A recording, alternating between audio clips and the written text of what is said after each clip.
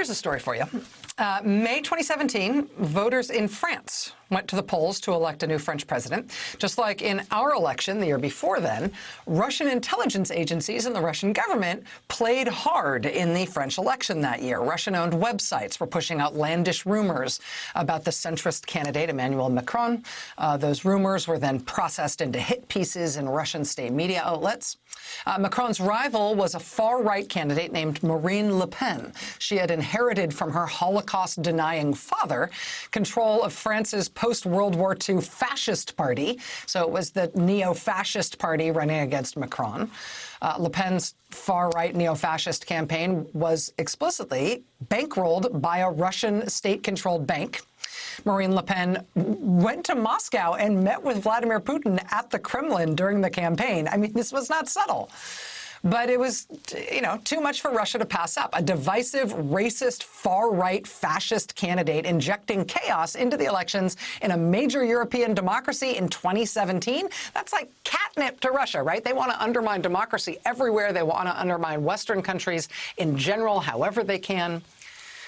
But Russia saved its boldest move for the eve of that French election. Just 2 days before the vote, Russian hackers, part of the same Russian military unit that had disseminated hacked Democratic emails during the 2016 American election the year before, they dumped tens of thousands of files online, 9 gigabytes of stolen emails and other information, all hacked from Emmanuel Macron's campaign. And that might have become the dominant news story of the final weekend of that campaign before French voters went to the polls. It might have actually ended up upending that election if it were not for a quirk of French law, which imposes a media blackout on anything relating to the campaign for a full day before voting starts, all the way through until polls close on Election Day. That blackout period in French law precedes this whole scandal with Russia messing with the French election, but it ended up kind of saving the day. The material that was hacked by Russian intelligence got posted online in France just hours before that media blackout period began. Just minutes before the blackout began, at midnight that night, the Macron campaign issued a statement warning that the hackers had inserted forged fake documents into the hacked stolen material. They pleaded with the media to not report on that junk. And the media didn't. They stuck to the blackout rules. And in the end, Emmanuel Macron beat the far-right neo-fascist Marine Le Pen by more than 30 points. And there's a couple of reasons for us to be thinking about sort of relearning the story of that 2017 French elections right now. One is that the intelligence community is raising the alarm that Russian intelligence is executing an operation just like the one they did in France on us right now. The supposed Biden scandal that Rudy Giuliani has been shopping, the scandal he managed to get printed in the New York Post, which President Trump has been gleefully promoting ever since, including posing with a copy of that paper in the Oval Office. That junk that Giuliani has been promoting is being actively investigated by federal investigators as potentially part of a hostile foreign influence operation illegally targeting our election. And the intelligence community is investigating this, Johnny on the spot, in part because they saw this coming in advance.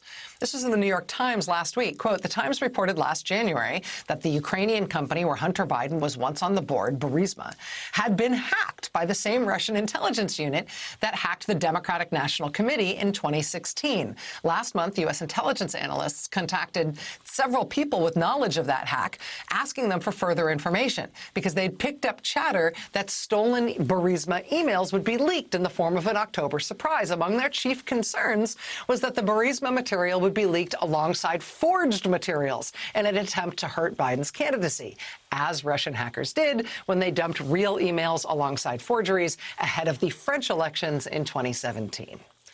So that's what they did to Macron in 2017. They hacked all and stole all of the stuff from his campaign. Then they mixed it up with forged stuff and dumped it right before the election. That's what the U.S. intelligence community said they believed was going to happen with Burisma and some sort of October surprise from Rudy Giuliani. Right on time, Rudy Giuliani shows up some emails from a mysterious source that are totally unverified and unverifiable, and only one Rupert Murdoch-owned right-wing tabloid will air that junk. Put it in their paper. So that's one reason the Russian operation in the 2017 French election is newly relevant to our lives right now. The Russians may be trying that exact same trick all over again, except we don't have media blackout rules. The other reason that 2017 Russian operation in France is newly relevant is that the guys who did it just got indicted by the U.S. Justice Department today. Here they are, the Russian military intelligence hackers who carried out that operation to interfere in the French election in 2017. The Justice Department says in the indictment today that these guys also launched major malware and hacking operations that shut down the power grid in Ukraine, that hit the parliament in the nation of Georgia, that hit chemical weapons investigators in the UK and Europe who were looking into the Russian poisoning of former Russian spy Sergei Skripal, who was poisoned with a Russian nerve agent on British territory. They say they also orchestrated hacks that hit hospitals and companies in the United States. They also organized hacks that hit the 2018 Winter Olympics. It's quite a list. And although one of the Russian hackers that was indicted today was previously indicted by Robert Mueller in 2018 for his role in the hacking operation against the 2016 election here in the U.S., today's indictment of these Russian hackers doesn't include any charges related to American election interference this year.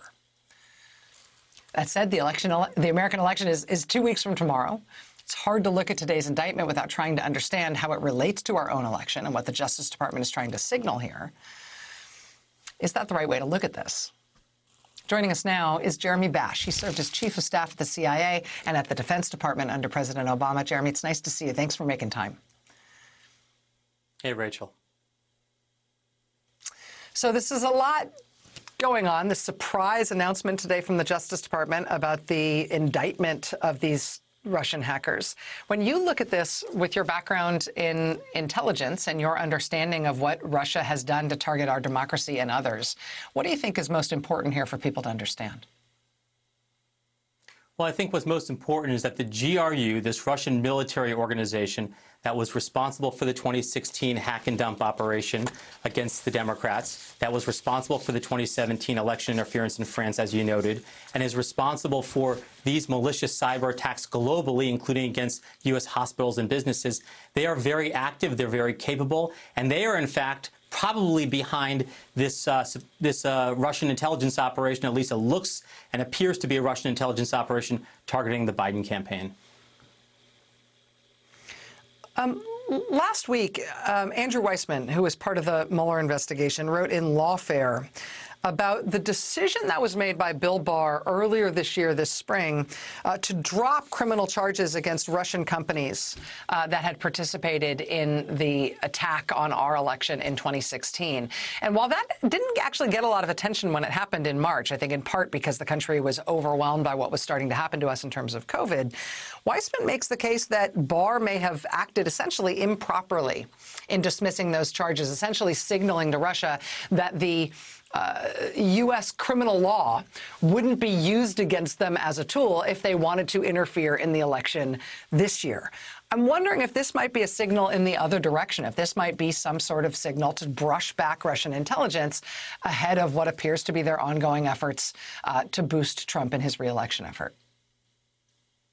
Hard to know, Rachel, but what we do know is that there are mixed signals being sent by the U.S. government. Here today we have the Justice Department indicting Russian hackers, but you've got the President of the United States welcoming, condoning what looks apparently like a Russian intelligence operation targeting the Biden campaign. Now, remember, Rachel, that Rudy Giuliani met in Kiev with Andrei Derkach, a Ukrainian lawmaker who has been assessed by U.S. intelligence and announced by our Treasury Department to be a Russian asset for the last decade.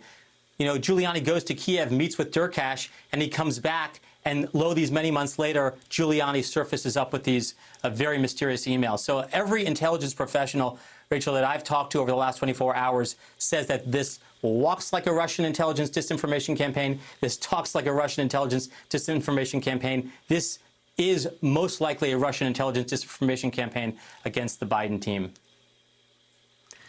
If there have been all of these warnings from the FBI to Congress, from the intelligence agencies to the White House, there have been public warnings to the U.S. public about there being a Russian intelligence operation of this kind, targeting this election in this way. And by the way, here's the names of the cast of characters involved. And Mr. Giuliani is still willingly and wittingly serving as their conduit of this information in order to carry out this interference effort. Shouldn't that be illegal? Shouldn't he potentially be in trouble for that, regardless of whether or not the president is also promoting it and regardless of whatever effect it has on the election?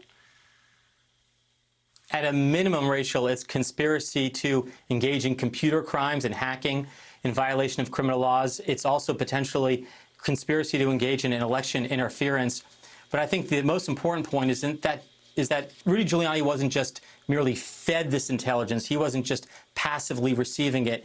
He ordered it off the menu. He demanded it. He banged his hand on the table and said, give me that dirt on Joe Biden. That's the reason, Rachel, why the president of the United States called the Ukrainian president last July. Spoiler alert, he got impeached for this and demanded dirt against Joe Biden. And he said, I'm sending Rudy Giuliani to Kiev to collect it. Lo and behold, here we've seen it.